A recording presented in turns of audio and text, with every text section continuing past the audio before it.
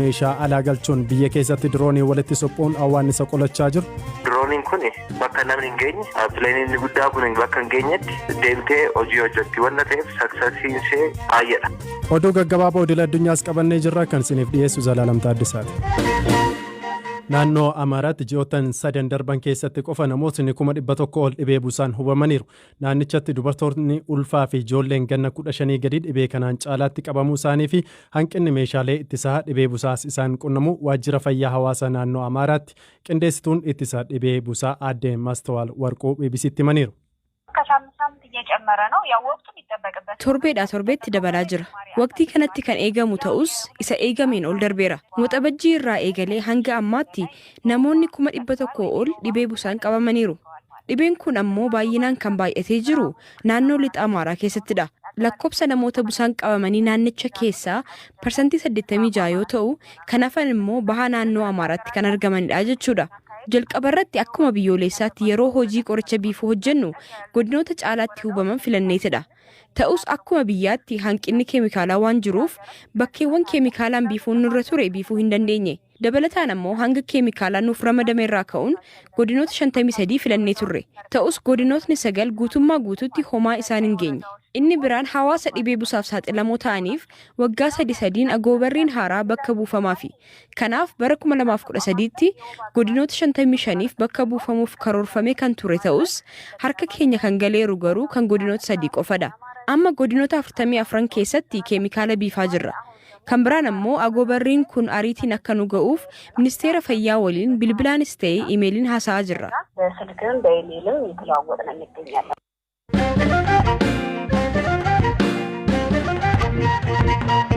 Hoomaan awwaannisaa Oromiyaatti godinaalee Harargee lamaanii fi Shawaa Bahaattis babal'achaa jira. Weeraricha to'achuuf biifaan keemikaalaa xiyyaaraa fi dirooniin gaggeeffamaa akka jiru ministeerri qonnaa himeera. Kalaqa diroonii irratti hojjechaa kan ture dargaggoo Naa'ol Dhaabaa immoo dirooniidhaan keemikaala farra awwaannisaa kana biifuun warra tumsaa jiru keessaati. Naa'ol guyyoota 3 Harargee lixaatti guyyaa tokko ammoo Shawaa Bahaatti keemikaala kana akka biifes BBC'tti himeera. Lookestiin kun amma ganama naannoo isaanii oowwisanii malee hin kaane. Isaan odoo hin kaanin ganumaan deemnee keemikaalatti afuufnee diroonni keenyaan almost hundumaa ajjeesne achumatti.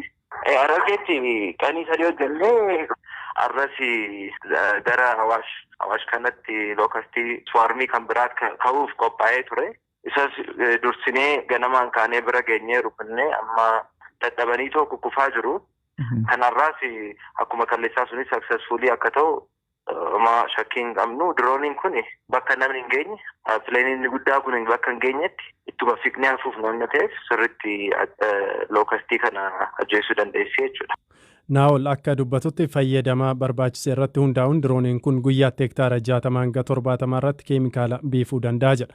Keemikaala kana biifuun biifaa karaa humna namaa konkolaataa fi xiyyaaraan taasifamu wajjin yoo madaalamu kan diroonii kun bu'aa qabeessa ta'us Naa'ol dubbata. Makiinaadhaan yoo ta'e bakka fagoo deemtee ispiree gochuu dandeessu asfaaltii irra qofa.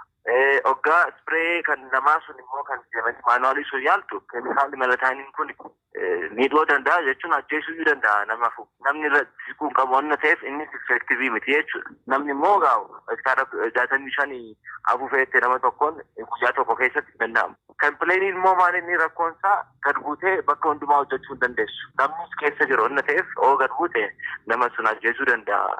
Pileeniin kufee. Amma kan dirooniin kun maa inni tokko nama baattee hin deemtu waan ta'eef oo kufeeyyuu lubbuu namaa hin ajjeestu. Isaan ala garuu dirooniin kun keemikaala baatee sirraa fagaatee namarraa fagaatee afuufa. Boolla keessa seenee afuufuu danda'a. Mukarra afuufuu danda'a. Bakkuma barbaadetti afuufuu danda'a waan ta'eef baay'ee effektiif kan ta'e diroonii kana fayyadamuudha jechuudha. Kanaaf diroonii kana irratti sirriitti hojjechaa kan jirru biyya keessatti.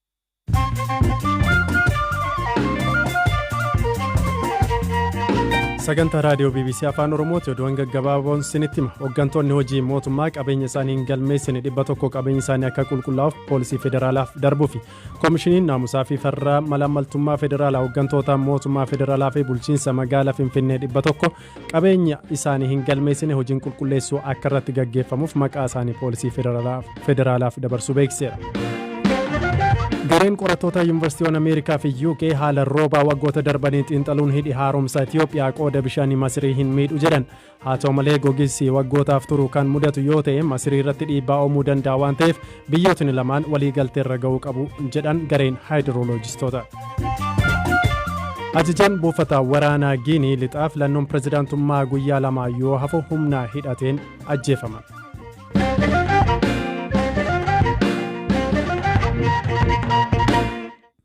Kan xumurarra geenye jira. Paartileen siyaasaa Itoophiyaa kaleessa galma gamtaa Afrikaa keessatti argamuun marii mata duree 4 irratti xiyyeeffate gaggeessaniiru. Isaan keessaa heerri mootummaa, ijaarsi paartilee siyaasaa fi filannoon dhimmoota gurguddoo akka turan hirmaattotni BBC'tti himaniiru. Paartilee mormituurraa namootni dubbisne filannoo dhufu irratti ammayyuu boordii filannoorraa amantaa hin qabnu jechuun kaasu. Waraqaa dhiyaate irratti ijaarsi paartilees sabummaa irraa gara dhimma waloo biyyaatti akka dhufu mari'atamus hirmaattotni himaniiru. Dhimmoota federaalizimii sabdaneessaa filannoo fi ijaarsa paartilee sabboonummaa irratti bu'uureffamanii irratti ejjennoon paartii badhaadhinaa maal akka fakkaatu dubbii himaa paartichaa Dr. Biqilaa Hurrisaa waliin turtii taasiseera. Paartileen saba irratti xiyyeeffachuun ijaaraman biyya keessaa hafuu qabu kan jedhu gaafachuun eegalle.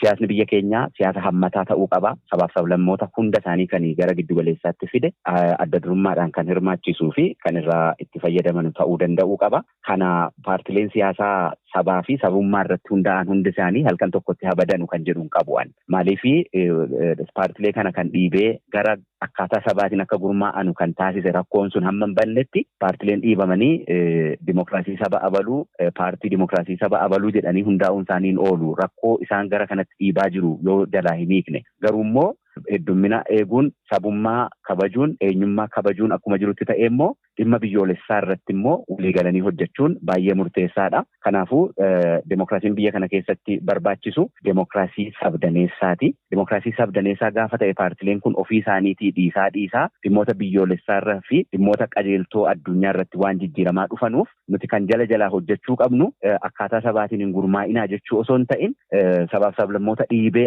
gara sabaatti kan geessaa jiru kana keessaa balleessuudha, keessaa hambisaa deemuudha. Paartiin badhaadhinaa sadarkaa naannootti afaan naannoo sanaatiin akka gaggeeffamu taasisee mirgaa fi fayyadamummaa sabaaf sablammoota sadarkaa sanaa jiru akkaataa mirkaneessutti kan gurmaa'e waan ta'eef nutis paartileen kun halkan tokkotti diigamanii gara biyyoolessaatti haa dhufanu kan jedhu hin qabnu jechaadha.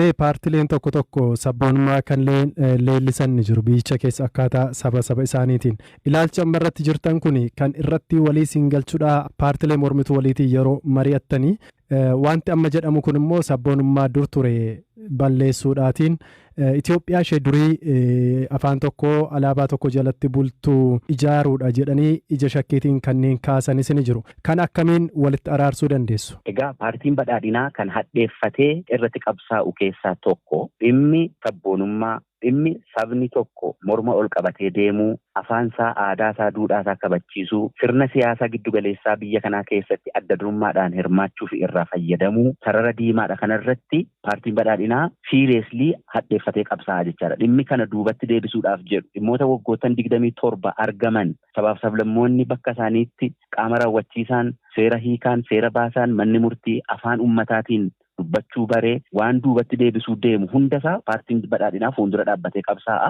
Kanaafuu aadaawii kan jedhamu yuunitarii kan jedhamu kun paartiin badhaadhinaa adda durummaadhaan irratti qabsaa'a. Sagantaa isaa keessas hin jiru, dambiitti bulmaataa keessas hin jiru. Inumaayyuu falaasamni keenya dimokiraasii sirna federaalaa sabdaneessaa uumna kan jedhu waan ta'eef kana ijaaruun baay'ee murteessaadha. Hayyee gama biraan paartileen kaleessa hirmaatanii keessaa dubbise keessaa filannoo dhufu kanarratti ammallee shakkii ni qabna boordii filannoo hin amannu kanneen jedhanii kaasan ni jiru. Filannoo kan haqa qabeessa gochuu irratti hammam kutannoo qaba paartiin keessan? Rifoormiin boordii filannoo biyyoolessaa hundee irraa fooyyessuu akkasumas immoo heerotaa fi seerotaa fi qajeelfamoota filannoon ittiin hoogganamu hundeerraa fooyyessuu hojjetamaa tureera jedheen amana.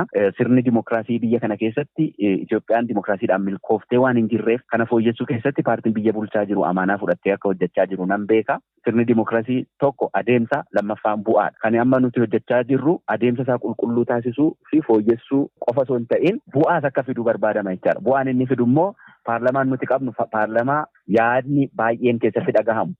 ilaalchi baay'een keessatti calaqqisiifamu. Biyyi kun karaa dogoggoraan ijaaramte waan ta'eef hadiigamtu kan jedhu dabalatee biyyi kun afaan tokko aadaa tokko saba tokkoon buluu qabdi kan jedhu lamaan isaaniiyyuu caafiin lamaan isaaniiyyuu yaada isaanii uummataaf dhiyeessanii uummanni kan filatu yoo ta'e paarlamaa seenanii yaada isaanii karaa nagaatiin akka calaqqisiisan kan dandeessisu sirna yaanni heddummina caafii hundarra jiru akkaataa itti calaqqisiisuu fi namoonni akkasiillee sagalee argatanii paarlamaa seenanii akka itti shaakalan kan taasisu waan ta'eef akka paartii badhaadhinaatti moohatanii mootummaa hundeessuun dursa kan kennamuu fi kan irratti wal fixnu osoo hin ta'in sirna biyya kanaa dimokiraatessuu fi dheebuu biyya nagaa biyya badhaate biyya sirna dimokiraasiidhaan beekamtuu taate deebisuu irratti hundaa'eeti kan paartiin badhaadhinaa hojjechaa jiru. Paartiin badhaadhinaa filannoo kanarratti morkattoota isaanii ciccimoo sababa garaagaraan naannootii hanga godinaaleetti hoggana paartotaa yookaan bakka bu'oota isaanii dabalatee baay'ee isaanii hidhaa jira. Kun immoo akka isaan morkattoonni kun mana hidhaa turanii filannoon gaggeeffame ofuma isaa mo'atee darbuuf jedhanii kanneen kaasan ni jiru. Tarii dimokiraasii fiduu barbaaddan kanaaf hidhaa biyyittii keessa jiru sababoota garaagaraa waliin wal qabate akkamiin wal simee deemuu ni danda'a? Egaa waa lama wal makanii deemuun baay'ee rakkisaadha. Sirna jijjiiramaa keessa immoo waa lamatu si qora. Tokkoffaa biyya keessatti seera kabachiisuun waan tokko ta'ee siyaasicha hooggananii galmaan gahuun immoo waan biraa ta'eet bakka tokko tokkotti kun wal makamee nama rakkisa jechaadha. Tokkoffaa seera kabachiisuu fi olaantummaa seeraa mirkaneessanii biyya tokko hoogganuu keessatti qulqullinaan hojjechuun barbaachisaadha. Kana keessatti namni yakka raawwateera jedhee sirni haqaa keenya poolisiin abbaan alangaa manni murtii yakki raawwatameera yakka qulqulleesseen seeratti dhiyeessa yoo jedhe isa mana murtiitiif poolisiidhaaf abbaa alangaatiif dhiisuun barbaachisaadha. Namoonni hidhaman hundi ka'anii miseensa paartii siyaasaa mormitootaa waanan ta'eefan hidhamaa jira. Kanaaf filannoo mo'achuudhaa jedhee paartiin biyya bulchaa jiru na hidhaa jira yoo jedhe biyya kana keessatti siyaasicha kunuunsuudhaaf jecha heera kabachiisuun hin hafaa deemaa jechaadha. Kanaafuu akka nama dhuunfaattis ta'e akka hooggansa biyya kanaatti siyaasa kunuunsuudhaaf jecha seera kabachiisuun dhaabbachuu hin qabu jedheen amana. Kana jala sarareen dubbachuu barbaada. Namoonni shakkamanii hidhaman jedhaman kun yakka goggogaadhaan kan hidhaman akka ta'e poolisiin dubbachaa jira. Akkasumas immoo abbaan alangaa dubbachaa jira. Mana murtiittis bifa sanaan himannaan itti banamee jira. Dhimmi seeraan laalama. Dhimma siyaasaa akka siyaasaatti ilaaluun barbaachisaadha jedheen amana. Akka paartii badhaadhinaattis akkasitti amannaa jechaadha malee. Qaamni haqaa biyyittii keessa jiru siyaasa biyyittii yookaan paartii biyyittii irraatii yookaan miseensummaa irraatii bilisa ta'ee of danda'ee lammiilee isaa tajaajiluuf akka danda'uuf hojii isin hojjechaa jirtan yookaan birmadummaa isin kennaa jirtan maal fakkaataa fuulduratti paartiin keessan isa kanarratti maal hojjeta? Rifoormii gurguddaan poolisii irratti hojjetamee jira. Rifoormii gurguddaan sirna mana murtii keenya irratti hojjetamee jira. Rifoormii gurguddaan sirna tika biyyaa keessatti hojjetamee jira. Rifoormii gurguddaan raayyaa ittisa biyyaa keessatti hojjetamee jira. Rifoormiin kun bu'aa buusaa deema jedheen amana akka dhuunfaa kootiitti. Haa ta'u malee akkuma amma kaafte waggaa 27 waan deemaa ture waan wallaaqee waan qaamni adda addaa wallaaqee seera baasaan seera raawwachiisaan seera hiikaan madaalli isaa eeguu keessatti hanqina guddaa kan qabaachaa ture waan ta'eef wanti amma yaalaa jirru kunii fi waggaa lamaan darbe hojjetame kuni halkan tokkotti bu'aa buusuu dhabuu danda'a. Garuu kutannoon mootummaa immoo beekantiin kennamuufii qaba, appirisheet ta'uu qaba. Kana keessatti sirni mana murtii eenyuufuu osoo gadi hin jilbeenfatiin heeraa fi seeraa fi sammuu isaatiif qofa jedhee dhugaa akka barbaadu taasisuun baay'ee murteessaadha. Kabajamtoota dhaggeeffattoota keenya gabaasa kan bal'ina isaa boru marsariitii keenya irraatii argachuu ni dandeessu dhimmoota biroo waliitiin jechuudha. Sagantaa jimaata galgalaaf qopheessine asuma irratti xumurreeti kan jiru kan isiniif dhiyeesse. Ani Zalaalam Taaddisaan ture qopheessituun sagantichaa immoo Firaafoolii Dhugaasaatii torban gaarii qabaadhaa. Sagantaan raadiyoo keenya gaafa wiixataa gara keessanitti kan deebi'u ta'a. Turtii gaarii.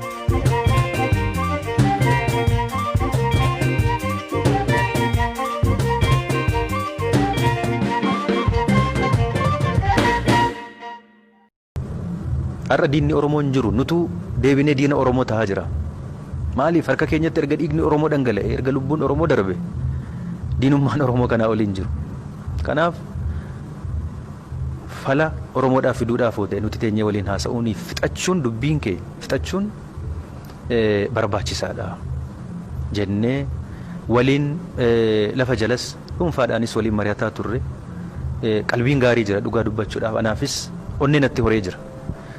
Ammas guyyoota darban kanas yeroo teenyee waliin mari'annu wal kasasuu kakaleessaa miti. hunduu ofitti fudhateetu akkamitti saba kanaaf falahaa finnu kan jedhu rakkinaa fi wanna tokko tokkotti darbachuu bira dabarre qalbii gaarii miira gaarii waliin haasofnee jirra. Kun waan